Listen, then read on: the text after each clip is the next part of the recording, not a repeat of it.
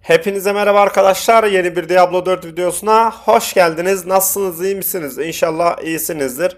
Bu videomuzda sizlere barbar build'ini göstereceğim arkadaşlar. Şimdi sizlerle beraber tier 14'e girelim. 14'ü hızlı bir şekilde yapalım. Bu arada bir bug var arkadaşlar. Bu bug'ı da sizlere göstereyim. Şimdi buradaki aspekte oran %60 görüyorsunuz. Bunu taktım. Aynı aspect buradaki yüzükte de var ama buradaki aspect oranı düşük olduğu için deaktif oldu. Şimdi zindana girelim. Bu arada kanalıma abone olmayı, videolarımı beğenmeyi unutmayın. Desteklerinizi bekliyorum. Bu barbarla hedefimiz yüksek, bakalım neler yapabileceğiz görelim. Şöyle ışınlandırsak. Şimdi arkadaşlar şöyle göstereyim. Şimdi burası 60-60 gördünüz değil mi?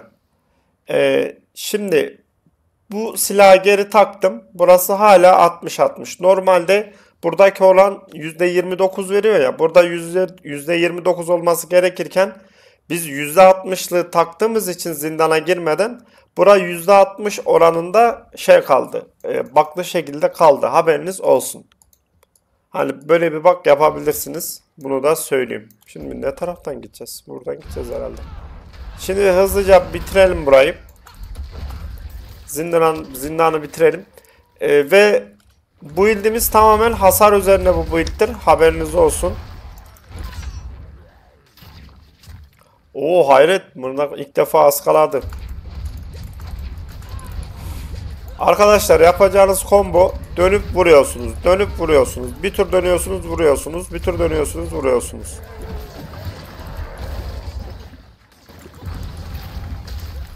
Oy bak. Lan nerede o? Al bakayım şunu kafana. Bir de sürekli şu boşluk tuşunu atın arkadaşlar. Düşmanları korkutun. O veriyor zaten. Ekstra hasarınızı etkisi oluyor. Bundan söyleyeyim.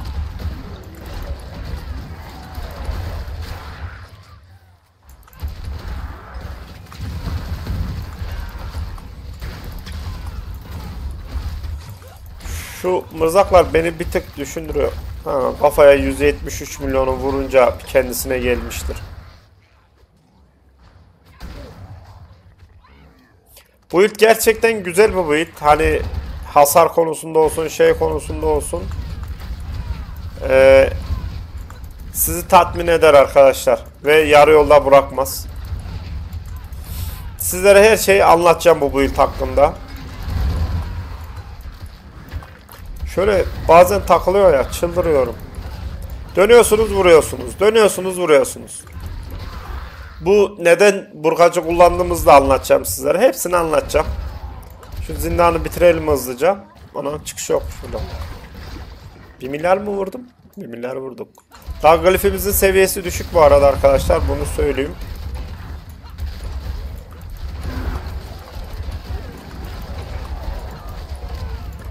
Şöyle teklilere uğraşmayın. Yani topla elit varken niye teklilerle uğraşasınız ki?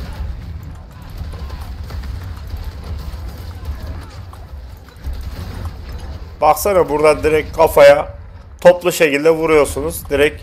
Bakın süre konusunda da sıkıntımız yok. Rahat bir şekilde yapabilirsiniz. Bu mabedi almayın arkadaşlar. Ya niye almayın? Çünkü bizim hasarımız daha iyi. Combo yaptığımız için.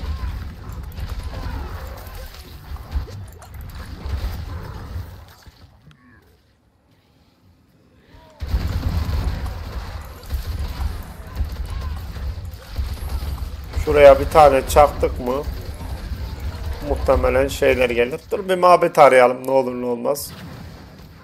İşimizi garantiye alalım. Hani garantiye ihtiyacımız yok ama olsun. Şu alevler bir tık sıkıntı. Mabet. O bizim zaten almadığımız mabet değil mi?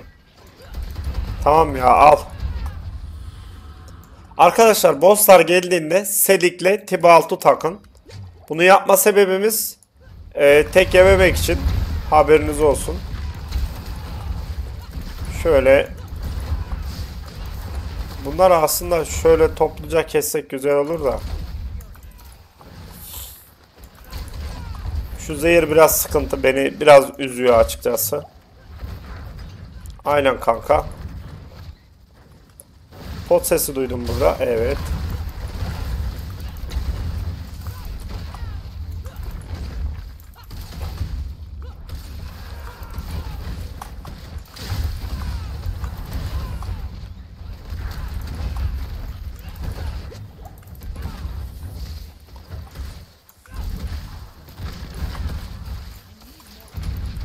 Aa, ultim geldi. Şimdi ne yapacaksınız? Şu tamam.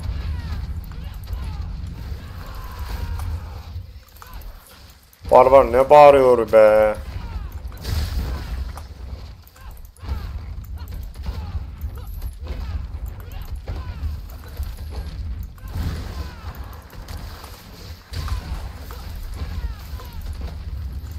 Zaten süre konusunda kafamız rahat arkadaşlar. Öyle.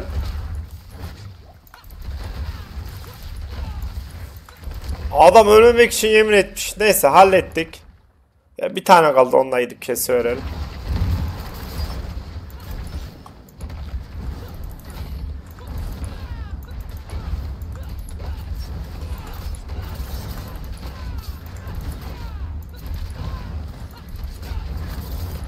Döne döne vuracaksınız arkadaşlar.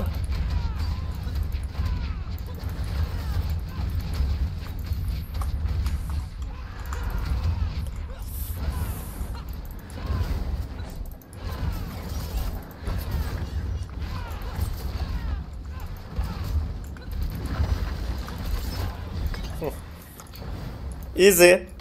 Kolay bir şekilde bitirdik TR14'ü. Şöyle glifimiz daha 11. seviye arkadaşlar. Bunu da en azından göstermiş oldum. Şimdi zindandan çıkalım. Build mük. Zaten gördüğünüz hasarları, glifin seviyesini yükselttikçe diğer zindanlarda daha rahat bir şekilde dönersiniz. Zaten şu an 14'e girdim. 14'e de rahat bir şekilde döndüğümü gördünüz zaten. Daha üstlere de çıkacağız bakalım inşallah. Sizlere de videosu gelir zaten.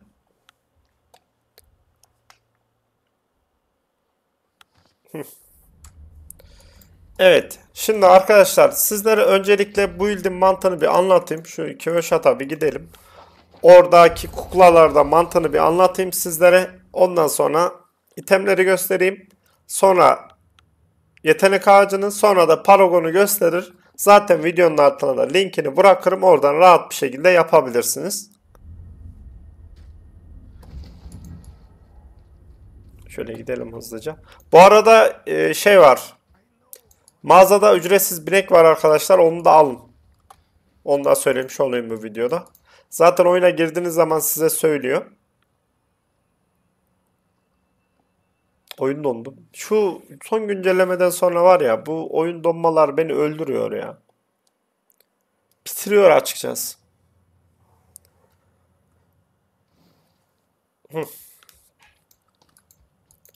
Bug'ı zaten anlattım sizlere arkadaşlar. Şöyle kısaca anlatayım. Şunu da alalım. Şimdi arkadaşlar ilk olarak zindana girdiğimizde bu pantolon ve sürgün lordu tılsımı ile giriyoruz. Neden bunu giriyoruz? Zindanı daha seri dönebilmek için. Hani zindandaki slotlar, elitler pek hasar vermediği için onları serice yok etmek için bu komboyla giriyoruz. Bu komboyla girmemizin amacı bu. Ekstradan şu burkacın amacını da sizlere söyleyeyim. Şey fullenme değil mi? Şansımıza. Normalde fullenmesi lazım. Neyse. Şuradaki kombomuz ise arkadaşlar o sondaki çıkan bosslardan tek yemememiz için selik takıyoruz. Ve tibalt takıyoruz. Hasar konusunda da bayağı düşük kalmayalım diye. Haberiniz olsun. Hani bu komboyu bu şekilde yapın. Ayarlayın. Bu şekilde rahatça yapabilirsiniz zindanı. Şimdi arkadaşlar burgacı aktif etmemizin sebebi, şimdi bu sürgün lordunda bir çekirdek %300 kaynak kullanıldığında çekirdek yetenek aşırı güç hasarı kullanır diyor. Burgaçla her döndüğünüz zaman burada çekirdek yeteneği birikiyor ve Bu şekilde hızlıca bunu bir tur dönüp stekliyoruz. Sürekli stekleye %300 olunca da direkt kademleri çekicini basıyoruz. Şöyle hızlıca stekleyemiyorum çünkü şey de olmuyor. Mob yok. Hasar yemiyoruz o yüzden. Bu şekilde stekliyorsunuz arkadaşlar. Bunun mantığı da bu. Haberiniz olsun. Bunu da söylemiş olayım. Şimdi burada anlatmayayım itemleri. Çok şey böyle bırak. Kasvetli. Kasvetli. Barbar ya. Arkadaşlar yani bilmiyorum. Barbar konusunda zevk meselesi. Bir şey diyemedim şu anda. Şimdi barbarcılardan şey yapmak yemek istemedim. Linç yemek istemedim. Bakayım tam oran değilmiş. Tamam. Şimdi arkadaşlar öncelikle itemleri gösteriyorum. Harley Quinn zaten olmazsa olmazımız. Böyle bir zırhımız var. Toplam zırh hasar azaltma, yakındaki düşmanlardan hasar azaltma kullanmışım. Buradaki zehir direncini görmeyin. Normalde zırhta zehir direnci olmaz. Bu değişecek, haberiniz olsun. Eldivenimiz böyle saldırı hızı, şanslı vuruş, kadimlerin çekici artı 4 kademesi. Kadimlerin çekici bu arkadaşlar, ana yeteneğimizden biri bu. Tamam mı? Pantolonumuz toplam zırh hasar azaltma, yakındaki düşmanlardan hasar azaltma, güçlendirilmişken hasar azaltma. Sürekli güçlendirilme bastığımız için buradan hasar azaltma alıyoruz. Kullandığım aspekt ise, aspektleri unuttum. Yakındaki her kanayan düşman için maksimum %20 olmak üzere %4 hasar azaltma kazanıyoruz. Eldivendeki aspekt ise kadimlerin çekici dışa doğru sarsıntı yaratır. Yani şunu vurdukça arkaya doğru sarsıntı yaratıyoruz ve alan hasarı veriyoruz arkadaşlar. Bunun aspektinin amacı da bu. Buradaki ise her düşmana vurduğumuz zaman zırh kazanıyoruz. Bu aspekti biliyorsunuz. Şöyle diyeyim sizlere. Bu aspekti zırha takın arkadaşlar. Ben şu aspekti bulursam yani bunun aspektini buna, bunun aspektini buna takacağım. Haberiniz olsun. Siz de öyle yapın. Zaten paylaştığım linkte o şekilde yaparım. Sonra demeyin bana işte zırhtaki aspekt işte farklı, boyuttaki aspekt farklı demeyin. Burada açıklamasını yapıyorum bak. Sonra ayakkabıya geldik. Arkadaşlar şöyle bir durumumuz var. Direnci tamamen ayakkabıdan alacaksınız. Bunu söyleyeyim. O yüzden yaptığımız zaman bu build'i muhtemelen sizde soğuk direnci ile yıldırım direnci eksik kalacak. Onu da tamamen ayakkabıdan alacaksınız. Bunu söyleyeyim. Ekstra hareket hızı ve yararlıyken hasar azaltma olması lazım. Zaten şu kolyelere geleceğim biraz sonra. Gürzümüz, çifteli gürzümüz, tüm istatistikler, kuvvet, aşırı güç hasarı, başı bozuk durumdayken hasar. Bunun aspektini söylemedim. Çekirdek yetenek ile bir düşmana hasar vermek başı bozukluk süresini %32 ihtimalle 2 saniye uzatır diyor arkadaşlar. Bunun aspekti de bu. Şimdi buradaki kullandığım aspekt maksimum hiddet sırasında öğrettiğin her hiddet puanı çekirdek yeteneğin için %60 olmak üzere %4 arttırılmış hasar verir. Bu aspekti kullandım. Gürüzde ise tüm istatistikler kuvvet, aşırı güç hasarı, başı bozuk durumdayken hasar. Aspekt ise yetenek kullandıktan sonra birincil kaynağa göre %20 arttırılmış hasar. Birincil kaynak burası arkadaşlar. Buna göre hasar veriyorsunuz. Niye böyle bir aspekt kullandık onu da açıklayayım. Çünkü burayı sürekli stacklediğimiz için yeteneklerden slotlar bize vurduğu için burası sürekli fullleniyor. Her fulllendiğinde burada %20 daha fazla hasar veriyoruz. Diğer gürzümüz ise kritik vuruş hasarı, aşırı güç hasarı, savunmaz hasar, başı bozuk durumdayken hasar arkadaşlar. 8 kez silah değiştirdikten sonra sıradaki yeteneği aşırı güçlenerek aşırı güç hasarı vurur. Stack muhabbeti var biliyorsunuz Barbar'da. Her silah değiştirdiğinizde mesela bunda gürz var, bunda da çift el, iki elinde gürz var. Bir bunu kullandıkça hani sürekli bunu kullanıp sonra bunu kullandığımız için sürekli silah değiştirdiğimiz için 8 kez silah değiştirme muhabbeti sürekli oluyor ve sürekli arttırılmış hasar vuruyoruz. Aşırı güç hasarı veriyoruz yani sürekli. Bunun mantığı da bu. Büyük baba Grandfather'ı zaten şey yapmaya gerek yok. Anlatmaya gerek yok. Yüzüğümüz arkadaşlar bu yüzük Varşan'dan düşüyor. Onu da söyleyeyim. Normal barbar için mük bir olan yüzük bu. Grandfather, Harlequin ve şu Selig Duriel'den düşüyor. Bunu söyleyeyim. Duriel de şurada. Onu da göstereyim. Duriel burada. Varşan da burada arkadaşlar. Tamam. Bunu söyleyeyim. Diğer yüzüğümüz ise aşırı güç hasarı, başı bozukluk durumdayken hasar, maksimum hiddet, kaynak üretimi.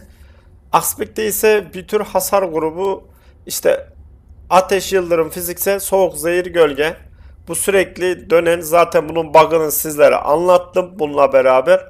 Bunu da yaparsınız zaten. Bu hasarımızı ekstradan arttırıyor. Kolyemiz Sürgün Lord'un kolyesi. Bununla işte 300 birinci kaynak kullandıktan sonra %100 aşırı güç hasarı vuruyoruz. Bunu da zaten stacklemeyi size gösterdim. Kolyeyi de anlatmaya gerek yok. Seli'yi zaten biliyorsunuz. Hiddetiniz, mananız olduğu müddetçe hasar yemiyorsunuz. Selik de bu şekilde arkadaşlar. Şimdi geldik uzmanlıkta. Uzmanlıkta çift el balta uzmanlığını kullanıyoruz arkadaşlar. Savunmasız düşmanlara hasar ve savunmasız düşmanlara kritik vuruş ihtimali. Becerilerde ise şöyle yetenekleri sizlere göstereyim. Şöyle geldik. İlk olarak burayı böyle verdim arkadaşlar. Sonra burkacımız bu şekilde. Her döndüğümüzde hiddet kazanıyoruz. %4. Zaten kadimler çekicimiz ana yeteneğimiz. Hiddet puanı veriyor bu da. Bu zaten bufflarımız. Bu buffları zaten savunma, ondan sonra hiddet, hasar azaltma veriyor bu bufflar. Şu maviler. Bunu söyleyeyim. Şimdi burada maksimum can ve burada seçkinlerden hasar azaltmamız var. Hani biraz daha hayatta kalalım diye. Burada ise burayı unutmayın arkadaşlar. Şu anki söyleyeceğim şeyi. Diken kazanıyoruz. Ekstradan düşmanlar bana vurduğunda dikenler kanama hasarı olarak veriyor onlara. Yani bana vurdukça kendilerinde kanama hasarı oluşuyor moblarda. Tamam, bunu bu şekilde anlatayım. Sonra burada yine hasar azaltma başı bozukluk sırasında. Burada yakın düşmanlara arttırılmış hasar, uzak mesafe düşmanlardan da hasar azaltmamız var. Burada ise güçlendirilmişken arttırılmış hasar veriyoruz. Zaten hep sürekli kendimizi güçlendirdiğimiz için arttırılmış hasar veriyoruz. Burası zaten tamamen çift el aşırı güç hasarı. Ondan sonra çift el hasarını tamamen buradan veriyoruz arkadaşlar. Burayı direkt fullleyin. Ultimiz zaten tamamen başı bozukluk yapıyor. Burası ise maksimum hiddet. Burada her silah değiştirdiğimizde hiddet kazanıyoruz. Yani bir kere döndük, gürzü vurduk. Bir kere döndük, gürzü vurduk. Hem oradan silah stackliyoruz, hem buradan hiddet kazanıyoruz arkadaşlar. Her silah değiştirdiğimizde. Sonra her harcanan 100 hiddet başına can kazanıyoruz. İşte 1910 iyileşiyoruz arkadaşlar.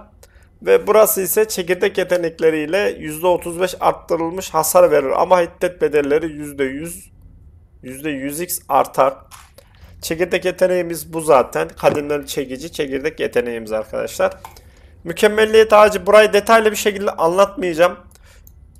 Zaten şey var, siz söyleyin. Build'ini altta paylaşacağım. Oradan rahatça yapabilirsiniz ama kısaca anlatayım. Kritik vuruş hasarı, hasar, direkt hasar. Ondan sonra üste geldik. Buradaki kullandığımız şey savaş getiren. Harcadığımız her 75 şiddet başına güçlendirme kazanıyoruz arkadaşlar. Bu yetenek puanıyla ve itemlerde anlattığım güçlendirmeler buradan geliyor. Haberiniz olsun. Hepsi birbirini stackliyor. Buradaki kullandığımız glif başı bozukluk durumdayken hasar, ekstradan seçkinlerden hasar azaltma alıyoruz. Burada zaten maksimum hiddetle canımızı yükseltiyoruz. Diğer sayfamız ise katliam başı bozukluk sırasında kritik vuruşlar saldırı hızı 6 saniyeliğine %2 artar. Artış en fazla %16 olur.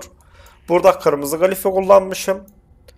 Burada ise başı bozukluk durumdayken hasar.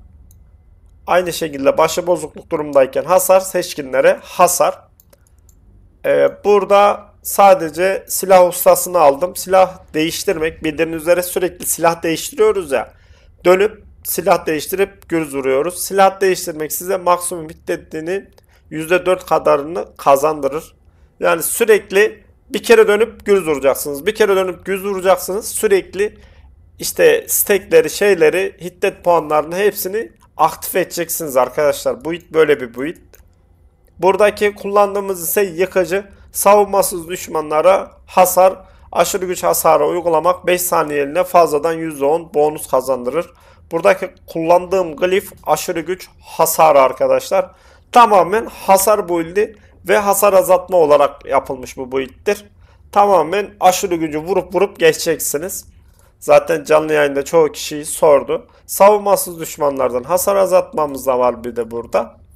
Aşağıdaki paragonumuz ise burada kan öfkesi. Kanayan düşmanı öldürmek %10 ihtimalle 5 saniye başıbozukluk kazandırır. Ve verdiğiniz başıbozukluk sırasında hasar bonusunuz %25 artar.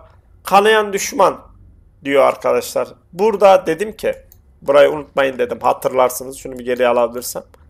Burada düşman bize her vurduğunda kanama hasarı alıyor demiştim. Doğru muyum?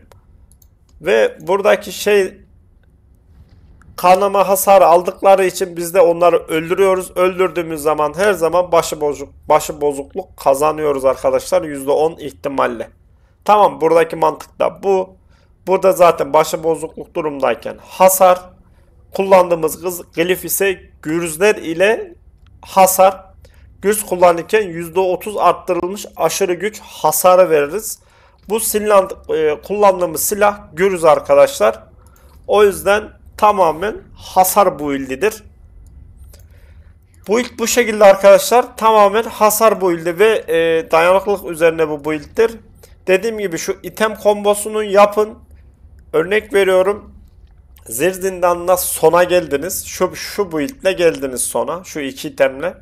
Eğer bu iki itemi takmasanız tek yeme ihtimaliniz var. Ben bunu söyleyeyim. Sonra işte yapamadım, build bozuk demeyin. Tek yeme ihtimaliniz var. Ama bu iki komboyu yaparsanız her türlü rahat bir şekilde yaparsınız. Zaten gördük. Tier 14'ü rahat bir şekilde yaptım. Bunu da göstermiş olduk. Bu kadar arkadaşlar. Bir de şu vampir güçlerini anlatayım. Vampir güçlerimiz Metaformos, eğer kaçındığımızda hiddet dolduruyor. Ekstradan durdurulmaz hale geliyoruz ve düşmanları vampir laneti uyguluyoruz arkadaşlar. Burada da ruhlar var. Vampir laneti uyguluyor aynı şekilde. Burada saldırı hızı, toplam hareket hızı falan kazanıyoruz burada. Bildiğiniz üzere barbar bayağı yavaş olduğu için. Burada hasar azaltma, sabitlenmiş, sersemlemiş, donmuş veya korkmuş düşmanlara arttırılmış hasar veriyoruz. Burada Metaformos kullandığımız zaman burada da ekstradan şu vampir lanetlerinden ekstradan düşmanı korkutuyoruz. Başlarında böyle kuru kafa gibi bir şey çıkıyor ya. O buradan stackleniyor. Bir de savunmasız düşmanlara hasar. Hani build bu şekilde arkadaşlar. Güzel bir build. Dediğim gibi tier 25'e kadar bir deneyeceğiz. Yapmaya çalışacağız. İnşallah yaparız. Yaparız diye de düşünüyorum. Ekstra bu build'de değişiklikler yaparsam zaten sizlere paylaşırım. Videomuz bu kadardı.